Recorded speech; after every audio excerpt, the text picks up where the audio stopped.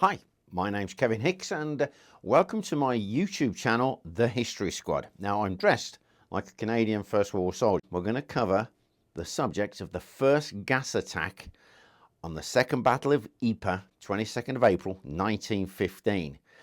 A terrible event. Canadians fought through it, but there's more to it than that. So, Ypres, small market town, beautiful place with a cloth hall in Belgium. Yeah, and outside of it, the British, then on their left, the Canadian forces, and then on their left, 2 battalions of French. Mainly, so I understand, Moroccan and Algerian colonial troops. In front of the French, the Germans have been amassing canisters of chlorine gas. The French intelligence knew they were there, but they did nothing about it. On the 22nd of April, 1915, they launched their attack. 160 tons of chlorine gas was released. It took about 4 hours, and this cloud of gas came rolling over. The poor colonial troops, they never stood a chance. And a British soldier witnessed what happened. He said they were running wildly, clutching at their throats, their face purple, choking. Now remember, this is the first time this has ever happened. So the Germans now, they're going to punch through. That's their plan. Except it goes slightly wrong because the German soldiers themselves, as they go towards the French lines, they see the horror and carnage that this gas is causing. Literally men coughing up their lungs.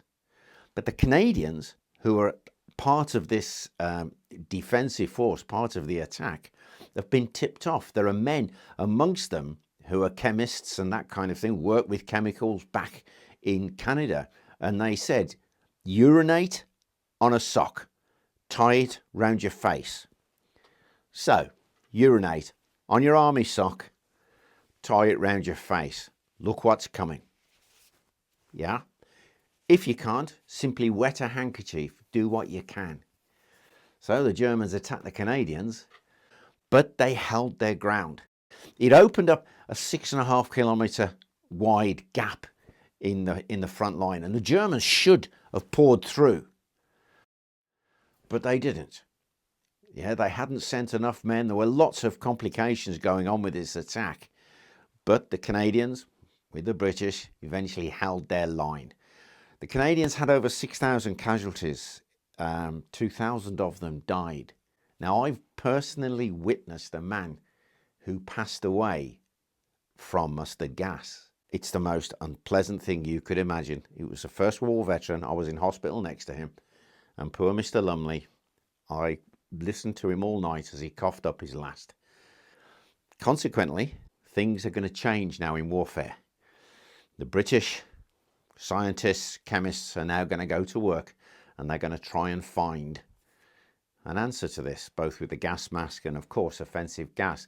But as a result of the attack on the Canadians, there is a memorial at St. Julien. It's Vancouver Corner, they call it. And it's the most amazing thing. It's a brooding Canadian soldier. He's got his rifle reversed. His head's forward and his steel helmet, the rim comes round. And if you go there when it's raining, the rain runs underneath the rim and fills the eye sockets of this statue of this soldier. And he appears to cry because the effects of chlorine gas makes you cry, makes your nose run, makes you choke. In fact, the first gas, if you had a good lungful of it, it was fatal. Well, I hope you found that interesting. Definitely not entertaining, is it? But interesting. And if you did, thumbs up, you know the drill. And let us know in the comments section what you thought. If you are a subscriber, hey, thanks a million. If you're not a subscriber, then press that subscriber button and let's hear that bell dinging. And thank you very much for your time. Bye for now.